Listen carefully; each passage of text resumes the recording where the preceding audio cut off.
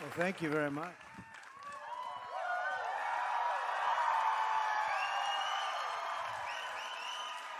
You know, he's been my friend for a long time. I didn't know he was such a good football player. That's a good player. That's a real team in the championship. See, you learn every day. You learn something about people. It was for NIL. It was for NIL, Mr. President. It's not bad. Yeah, not bad. It's not bad. But, well, welcome to Zebulon, Georgia, Mr. President. Thank you. What a beautiful place. Thank you very much. Thank you, Bill.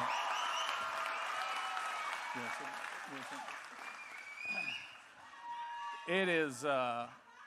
Wow. This is a packed house here, Mr. President, and there's thousands more outside too. A lot of people all along the highways. We're driving up, and there's a lot of love. We're going to have a big election. We're going to have a November 5th, and you'll probably, many of you have. Who's already voted? It's going to be a big one. I think it's the most important election in the history of our country. I really believe that. I think most of the people here do too. And we don't say that lightly, but it's a big one. We have some people that are not doing a good job. They're not doing a good job for our country. So thank you all for being here. It's a great honor. Thank you. Absolutely. It is a huge honor to have you here in Middle Georgia, Mr. President. And I know you have a big event tonight in Duluth, Georgia. Obviously, Georgia is going to play a pivotal role. Right. I was on an interview earlier this morning, and they were asking me about the closing in next 12 days, right. 12 to 13 days. And I told them that while your opponent is doing programs like The View and Howard Stern to try to close out the event. And taking vacations. She took off yesterday. Who takes off when you have 13, 14 days for the press? She took off. She needed to rest. You have chosen to close out the deal by going around the country and speaking to religious leaders, talking in places of worship, like here in Zebulon, Georgia.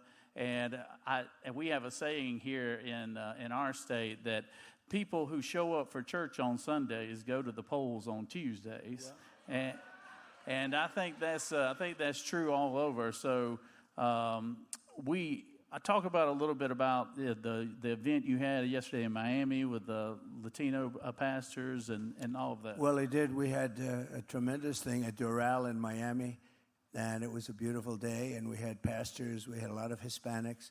And we're setting every record with Hispanics. Nobody's ever seen anything like it. Great people, very industrious, hardworking, smart, beautiful people. And we've really, I guess we're setting the record already. It's going to be set. And we have actually something, a couple of polls just came out. We're at 56%. You know, normally like guys like Romney, anybody like Romney? Guys like Romney, we're getting just a few points. And here we are with the potential to actually win, which hasn't been done maybe forever, almost forever with the Republican Party, all along the border and all along in Texas and other places along the line where, by the way, they're working very hard to keep some very bad people out of our country. If you take a look at what they've done with our border, it's so bad. I think it's the biggest, actually, just to skip over to it, I think it's the single biggest problem we have. We talk about inflation, and it's horrible. And the economy, but you take a look at inflation, and the biggest problem to me is the border, where they allow murderers into our country, they allow prisoners into our country, they empty out their prisons from all over the world, and to me, it's the biggest problem that we have. I think it's the number one thing, and we're going to do something. We're going to do something to stop it very quickly. We built hundreds of miles of wall. We were doing great, and we had the most successful. The day I left office, you've seen that very famous chart. I love that chart. I love it. I love that. But, well, there it is. But if you take a look at that part, that's pretty good. They do a very good job back there. They never know when I'm going to introduce it. And usually I don't. Usually I don't introduce it. But I did that one day, and I turned to the right to look, and I'm glad I turned. Otherwise, I wouldn't be with you right now. But if you look at the arrow on the bottom, the arrow on the bottom, that was the day I left office, and that was the lowest day we've had in terms of illegals coming into our country. And that included drugs and human trafficking, and mostly in women, by the way. And we had it really going. And then you take a look at what happened right after I left. What they've done to our country is just not describable. Well, we're glad you're here, too. You made it through that, too, as well, Mr. President. And what we're going to do today, and I want to, before we start with our first question here in this town hall, I want to brag on you a little bit because, the people only get to see you from afar, and there's very few of us that get to interact with you one-on-one. I want to tell you, this is a great guy to be around. I mean, he's a guy's guy right here. And he also has a big heart. And I just want to tell you a quick story that the national news media never covered about him.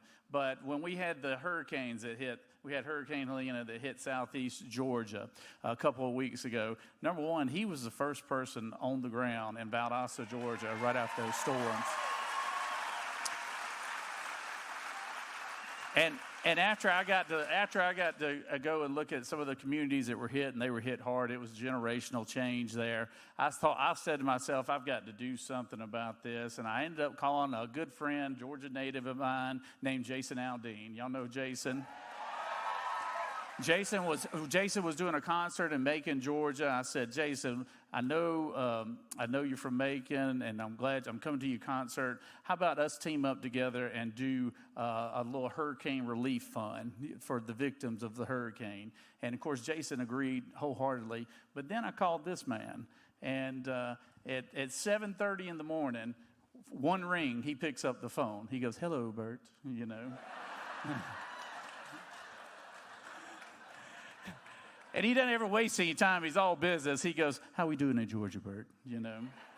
I said, "We're doing great." I was like, "Look, I told him about the storm, and he was very obviously aware of it." And immediately I said, "Look, Jason Aldean and I are going to do something this Saturday night. Would you like to be a part?" Without hesitation, he said, "Yes, absolutely." He said something to somebody in the background, said, "Hey, let's put together something for Bert Jones and Jason Aldean, and let's team up with them." And I want to tell you something. They started a GoFundMe page on Tuesday. By Saturday of that same week, because of him, we had raised $7 million for the victims of the Hurricane Fund.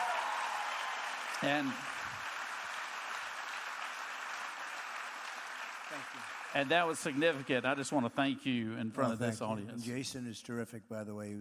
He's always the first to jump in along with you. And you have a great lieutenant governor. And I have to tell you, Bert and I have spoken about it. We also had a lot of help from your governor. He's been really great. And so we appreciate that. We've been all working together. You know, Georgia got hit so hard, and it worked very well over here from the standpoint of people getting together and helping. FEMA has had a hard time. Nobody knows exactly why, but the federal government's response was, I don't know if it was as bad here as it was in North Carolina. I was in North Carolina yesterday, 3 different stops, and I followed it in. I actually followed the hurricane in. I went there, and it is not even believable, but FEMA, meaning the White House, did not do their job. They did not do their job. And we got to change it. We had a great FEMA when we were doing it. We had some problems, too, when FEMA came in and they handled it, but they're not. And they spent a lot of their money on other things. You know that. They spent a lot of their money on the illegal migrants coming in, almost $1 billion. And there was no money, and so now they're going to have a special session in Congress to try and get money. And it's too bad. It's too bad. But you know who did help us, though? Elon Musk. He helped us because they needed Starlink. I said, "What's Starlink?" They would tell me, "Sir, do you know Elon Musk?" I said, "Yeah, he endorsed me, right?" I said, "Yeah, he's great." He said, "You see that rocket ship come in the other day? Whoever saw anything like that?" Only Elon. I said, "Is that yours?" He said, "That's mine. That's the only one that can do it." But anyway, he needed Starlink. They needed Starlink badly in North Carolina. And I called him. I said, "Elon, they have a big problem." They had no communication. People were dying. He saved a lot of lives. And he had it over there so fast, it was amazing. They couldn't get it because it's hard to get. And it was sort of interesting because I was on the phone with him, And I said, Starlink, and we're talking a little bit, and the person called me that needed it so badly in North Carolina. During my call with Elon, I hadn't hung up. He said, thank you, sir, for getting a Starlink. I said, how did you call them? How did you talk to them? We're still on the phone. He said, well, I have ways of doing things. But he got that to them right away, and it made a very big difference. Also, they got it into Georgia. So I want to thank Elon for being really very gracious and smart. Absolutely. Thank you. Well, Mr. President, if it's all right with you, I know we've got some folks here that would love to get to ask you questions directly. Okay. It is something that we're glad to be here in the church, and we do thank Pastor Billy Smith. I tell folks all the time that we're not complicated here in Georgia. We love our God, we love our country, and we love college football. Right? And we know prayers can be answered because the good Lord gave us Kirby Smart at the University of Georgia. And I think he's going to deliver you back to the White House for us. So he's doing a good job. I've got a young man, Matthew. Matthew has a question. There he is, right there, sir. Hello. Hi, Matthew. Want to use mine? Thank you. President Trump, is an honor. First off, please know that me and my family, and I know so many other Christians here in Georgia, are praying for you, praying for your family, and praying that the Lord will deliver you. Amen. Amen. And we're praying that the Lord will deliver you back in the White House very soon. Amen. Thank you. Just recently, a study came out from Arizona Christian University showing that 32 million Christian Americans will not be going to the polls to vote this year. If you could share a final message to those Christians to encourage them to go to the polls, what would your message be? Well, it's interesting, Matthew, that if you look over the last 30 years or so, for whatever reason, Christians are not tremendous voters in terms of percentage. If they were, we'd never lose an election. We wouldn't have had these people in office. We would never lose an election. And I think they are. I think we've really energized a lot of people this time because they've seen how bad it is. This last 4 years it's been a horror show, an absolute horror show. And I think we're going to see those numbers go way up. I'm almost sure of it, and I'm even hearing that from statistically because you see what's coming in. And by the way, record numbers of votes are coming in, so that's supposed to be a good thing for us. And we have to make sure too big to rig. We want to make it too big to rig, right? But if they did, we would literally never lose an election. And, there's persecution going on. And especially, I don't know if you've heard, with Catholics. I don't know what's going on with Catholics. Why are they after Catholics? But the Catholics are being persecuted. School boards are being persecuted. Parents. This group is not a nice group of people. You think they're stupid, and they are really pretty dumb. But when you look at what the policies, what they've done to this country, but they're vicious people. They're vicious, vicious people. And people are being persecuted, people of religion. And you saw it a little bit during COVID, where you'd have a service outside, everybody's 5 yards away and everything, and they're coming and arresting people. It's very bad. But I think you're going to see a big change. I think you're going to see it now, and hopefully we're going to keep it going. Without religion, it's like the glue that holds it all together. This would be a different country. The religion and all of it, virtually all of them are going, if you look at a path, wasn't helped by COVID, by the way. When you had COVID, all of a sudden, people started thinking a little bit differently, and they, got used to a different way of life for a long period of time, and maybe it didn't quite come back. But it's going this way. If we ever had it going up, it would, and I think we're going to get it up. I really believe it. I think this election is important for even that reason, for everything. It's so important, but it's such a good question. You know who else are hard voters? Are NRA people, rifles and guns, people that own guns. They vote in a very small proportion. If they ever voted, you could never lose. And in fact, the Democrats, the radical left, used to fear them, and now they don't fear them any longer because they don't vote to the extent that they should. And look, we're Second Amendment. I think everyone in this room is Second Amendment and Second Amendment people. Right? Thank you, Matthew. Appreciate it. Thank you very much. Thanks, man. Thank you, Matthew. And Mr. President, we have had a lot of early votes, over 2 million early votes as of today. Right. So It's a record. It is a record. It is a record. So, those who have not voted, please go and vote.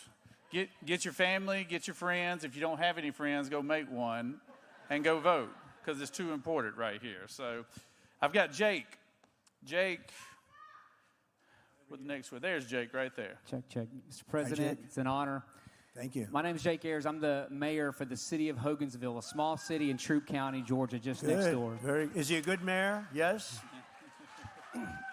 While you were president, you delivered a significant grant that greatly impacted our community. And I think I can speak on behalf of every small town in Georgia. We are very thankful for your support of rural Georgia and rural America. So thank you so much for that. Thank you very much. However, I think one of the most pressing things on a global scale is your support for Israel. So how do you plan to support and protect Israel and the Jewish community now when you become the next president? Thank you very much. Good question. And it's so interesting, but evangelicals and so many people support Israel so much more. It's not just a Jewish people. It's so many Christians are so supportive of Israel. And, you know, they say, and I would agree with this 100%, nobody's done what I've done for Israel. We, as you know,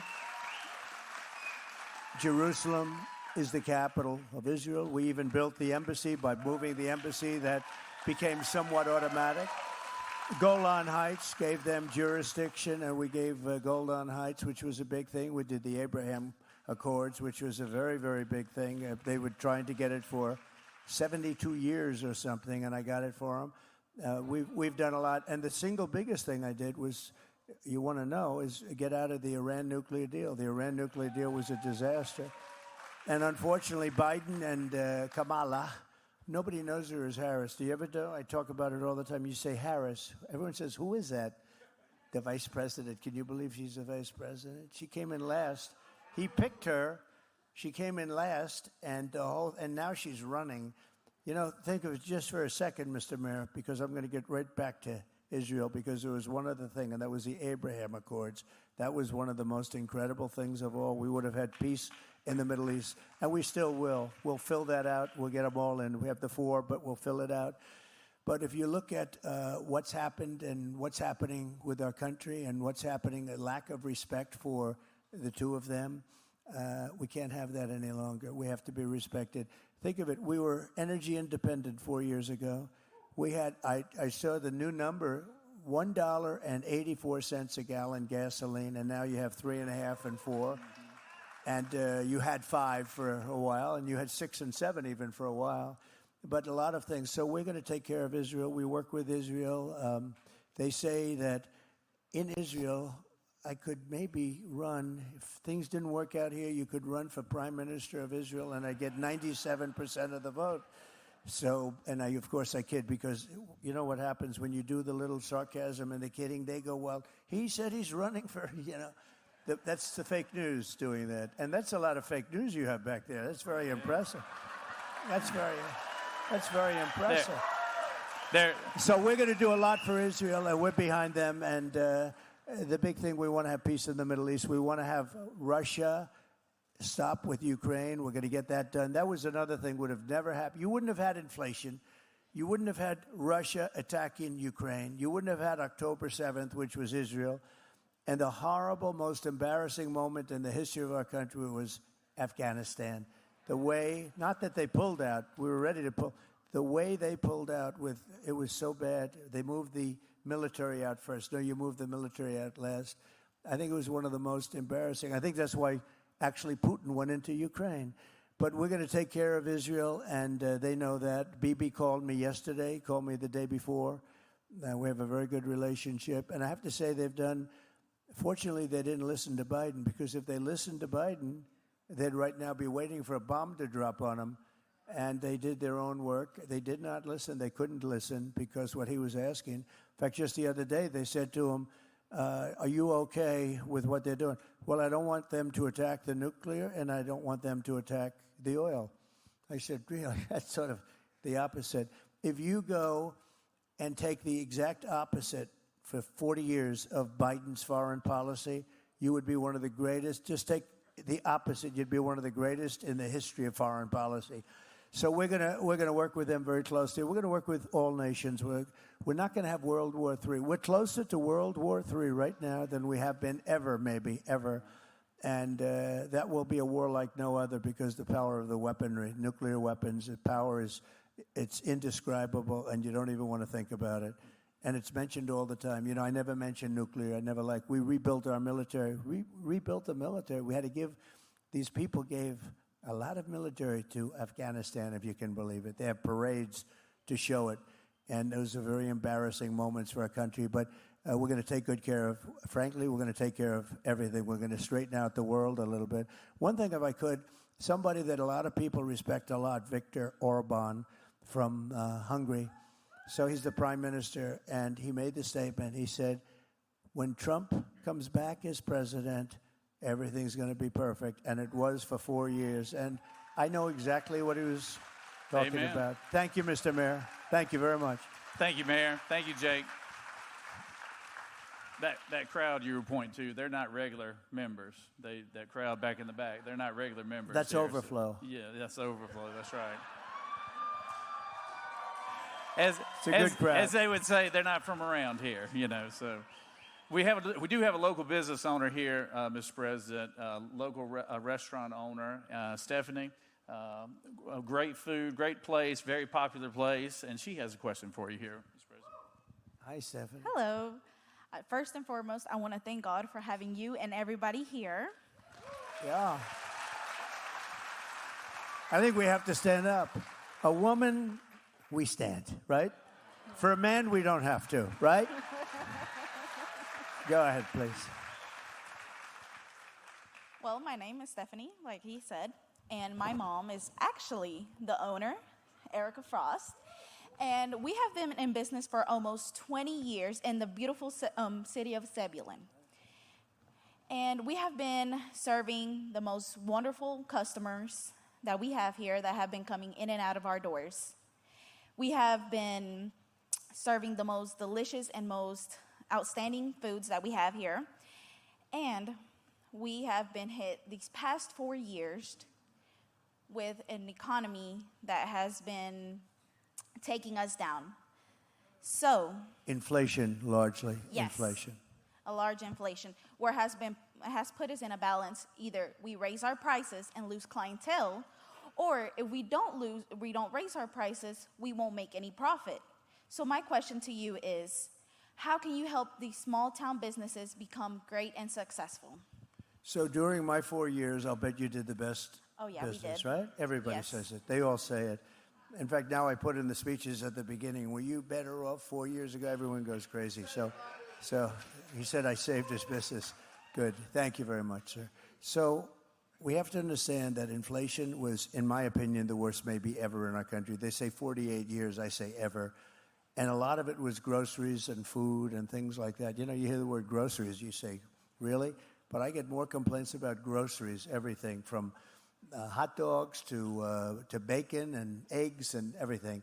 So what we're doing is, and what they've done is they screwed up our energy. We had energy that was at record lows. It was abundant. The oil companies were making money, but you were driving cars. I just mentioned $1.84 a gallon, and that's way up. That's double. Everything is double. Everything's double, triple, quadruple.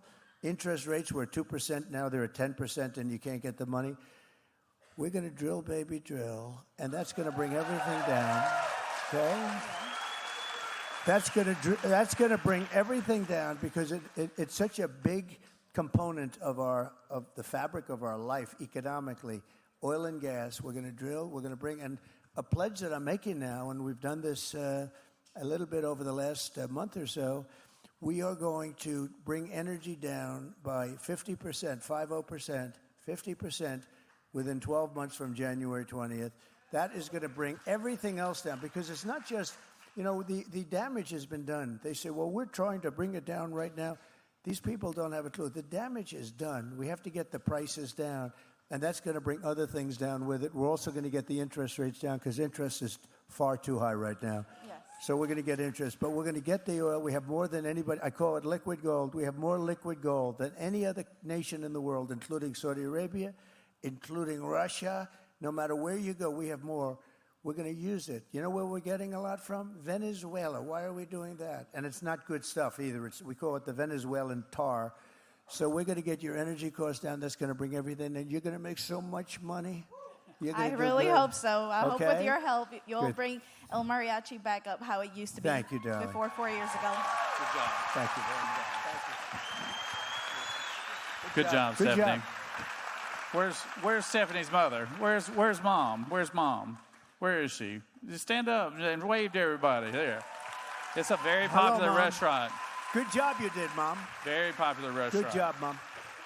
It's just common sense what you're talking about, Mr. President. The energy drives everything, and it's been driving inflation. And there's not a person in this room that's not taking home less money than what they were 4 years ago when you were president. Well, the energy is such a big factor, and when they did that, all of a sudden the energy is going up, up, up, and it was obvious that everything else is going to follow, but it's going to follow it. It's going to follow it down too. We have so much, and we don't use it properly. You know, they started, as you know, they were going to end it all. And they got into a bind. That's what happened, and then they let it go back to the Trump. But if we were, that was 4 years ago, we would be 3 to 4 times more energy, would be selling to Asia, would be reducing debt right now. We have $35 trillion in debt. We're going to make this country so good. One of the things we talk about is, as an example, Detroit is doing very poorly because they're taking our car business, other countries. We're going to solve that very quickly. But one of the things we're doing is interest deductions on when you borrow money to buy a car, you get a deduction on it. And that's great. But you only get the deduction if it's built in America. The car has to be built in America. Amen. Amen.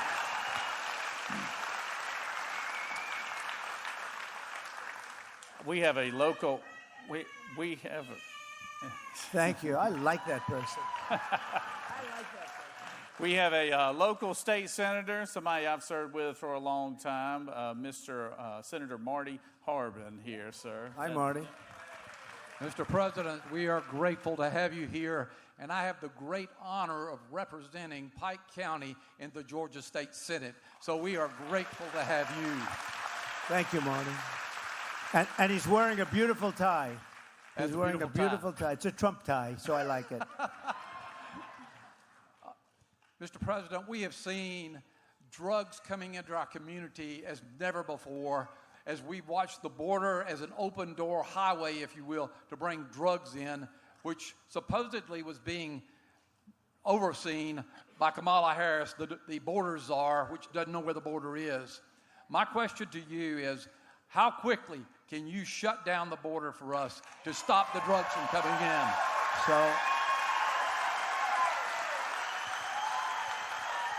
So, Marty, it's going to be the first order. It'll be done in the first hour of the first day. And, you know, as I said, we had the safest border in the recorded history of our country. You saw the chart. That was a Border Patrol chart. We had the safest border. We had it going so well. All they had to do is leave it the way it was. We had remain in Mexico. You couldn't come in. We had all catch and release in Mexico, not in this country. We had the best border. It was so good and only going to get better. And now we have the worst border ever in the world. In 2016, we had a bad border, and I solved the problem pretty quickly, and it was no longer an issue in 2020. And then in 2020, we ran, and as you know, we got millions more votes than we did in 2016. So you'll explain that one. That's why we have to get a lot of votes. We got to get a lot of votes. But we made the border really good, and now we're going to have to do it again. The difference is this border is 10 times, 15 times worse than it was in 2016, as you know. But we're going to stop it, and we're going to deport all of these criminals that have been brought into the country. All right. Thank you, Marty. Good. Thank you, Mr. President. Thank you. I know we have a big crowd out there, Mr. President, but I just wanted to close with this. I know they're wanting me to speed this process up, but it's been such a treat having you in this room and answering Look at questions all these from this people. room. You know who they are? Yeah. The fake news. The fake news. There's usually an offering plate. There's always an offering plate at the exit door. That's a lot of people. That's a lot of people. But, Mr. President, I'll just say to close with this. You have probably been one of the most vilified individuals in American history. They've tried to assassinate you twice. They've shot you one time. They have they've absolutely vilified you in the media. They've gone at you for almost a decade now, but particularly in the last 3 years, not just every other day, but every hour on the day. How do you lean into your faith and your family to deal with this? Because I don't think anybody else could handle it the way you have for the past decade. Well, I say this: faith. When you have faith, when you believe in God, it's a big advantage over people that don't have that. It's a big advantage. And when you have a great family, my son Eric is with us. That he's been great, but we have such a great family and such a strong backing. And Melania, our First Lady, has been great. She's got the #1 best-selling book. Can you believe Melania? So go buy the book. But I will say this. I've been investigated more than any human being, I suspect, in the history of our country, more than Alphonse Capone. Did anyone ever hear of Alphonse? Al Capone was the gangster of all gangsters, Scarface, commonly known as. I've been investigated more than Scarface. My father's looking down from heaven. I think my father's in heaven. I know my mother's in heaven, but my father was great. He was a strong guy, but a great guy, but a strong guy. But I have been, and it makes you stronger. And the fact that I had such backing from the public, these scoundrels came after me at a level that it's called election interference. It's called the weaponization of the FBI, the DOJ. They were all coming. And we're going to get things turned around in this country because it's so bad. They don't do that except in third world countries. Nobody thought it was even possible. Nobody thought it was even possible. They used to talk about it before all this stuff happened. And they'd say, well, it'll never happen because it's never happened before. And think of the scoundrels that are in office right now. It didn't happen to them. So I just want to thank you, actually, for your support because it actually made me more popular. A great woman said to me, sir, when you first got in trouble in New York over nothing, since then I've gone to the bridge and I've waved the flag. Where is that woman? She was so... Stand up, please. Stand up. She was so incredible. I said... No. Thank you, darling. No, she said to me, she said, I really liked you a lot, but I really loved you when they went after you so unfairly. And from that day on, there was nobody else but Trump. I remember you, okay? Thank you, darling. Thank you. Well, thank you very much. We have time for one more question, Mr. President. Obviously, this room is packed, but there's a huge crowd outside. And I think that last question is going to come from a young man out there named Ben. Maybe that was him we just heard. But okay, let's hear what he has to say. But is Ben available? There he is, right there. Hey, President Trump, my name is Ben, and I will be voting for the first time in 13 days. I'd like to own a home someday and start a family, and I'm even pursuing to be a pastor. And I'd like to know, what should I know before I go vote? So I have an idea. Are you right outside now? Let's go outside and talk to them. Okay, let's do that. You know why? Let's do that. They've got thousands of people outside. And you know what? You guys follow us out. Let's all go together, okay? Thank you very much. Let's all go together.